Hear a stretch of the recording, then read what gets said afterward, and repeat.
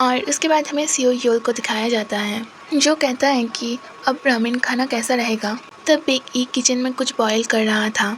तब वो कहता है कि ठीक है, आज के लिए मैं पूरी की पूरी रामेन बनाने की शेफ बन जाती हूँ। और तब सियो योल बेक ई से फिर से झगड़ने लगता है। तब बेक ई कहता है कि मैं इसे पैक कर लूँगी। तब सियो योल पूछता है कि तुम क्या पैक करोगे।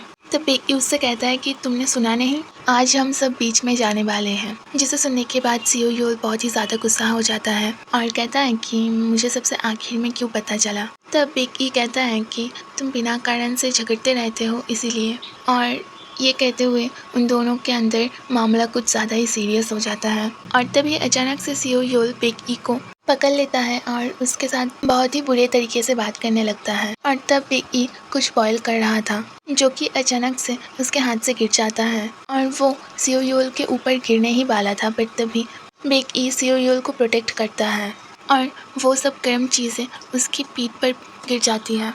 और तब स्टेटस विंडो ओपन हो जाता है जहाँ पर लिखा हुआ था तुमने सियो योल को मौत से बचा लिया। और तब वहाँ से सियो डोजियोंग बेक ई को ढूंढते हुए जा रहा था, पर अचानक से उसे किसी की रोने की आवाज़ आती है और वो अचानक से किचन में जाता है और चिल्लाने लगता है कि सियो योल तुम्हें क्या हुआ, तुम रो क्यों रहे हो। तभी उसे दिखता है सियो योल रो रहा था और उसके सामने बेक ई थी और सियो योल उससे कहता है कि मैंने गलती से गर्म पानी को बेक ई के ऊपर गिरा दिया, मैं अब यहाँ पर बर्फ़ दे रही थी। और तब सियो योल काँप रहा था और उसे इस काम के लिए बहुत ही ज़्यादा गिल्टी फील हो रहा था। और तभी सियो डोजियोंग उन दोनों के पास आ जाता है और सियो योल से कहता है सियो इम जल्दी से जाओ और किसी को बुलाओ, हमें जल्दी से बेक ई को हॉस्पिटल ले जानी पड़ेगी।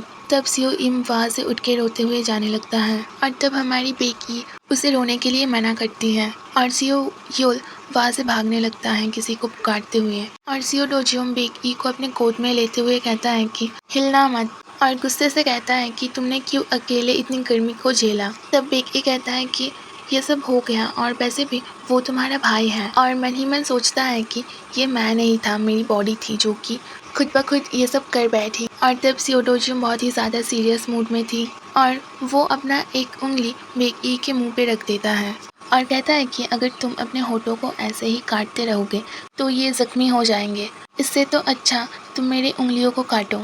तब बेक ई बहुत ही ज़्यादा ब्लश कर रहा था और उसे रोना भी आ रहा था और तब सोचता है कि ये मुझे अब बच्चों की तरह ट्रीट कर रही है। और तब भी वहाँ पर मिस्टर सियोबांग आ जाता है और तब बेक ई बेहोश होने ही वाला था, उसे हॉस्पिटल लिया जाता है। और इधर सियो योल अपसेट होकर सोफे के ऊपर बैठी हुई थी और तब वो रो रही थी। अचानक से सियोबांग उससे कहता है कि योंग मास्टर। तब सियो योल उनसे कहता है कि मेरी परवाह मत करो, तुम अभी बेक ई के पास जाओ। तब सियोबांग उससे कहता है कि योंग लेडी अभी हॉस्पिटल में है तो ज़्यादा चिंता करने की कोई ज़रूरत नहीं है और मिस्टर सियो इम ने मुझसे कहा है कि मैं आपके पास रहूँ ताकि मैं आपको दिलासा दे सकूँ। तब सियो योल कहता है कि क्यों, और कुछ कहने ही वाला था बट तभी मिस्टर सियोबांग कहता है कि आपको ज़्यादा चिंता करने की कोई ज़रूरत नहीं है, योंग लेडी वहाँ पर ठीक हो जाएंगे।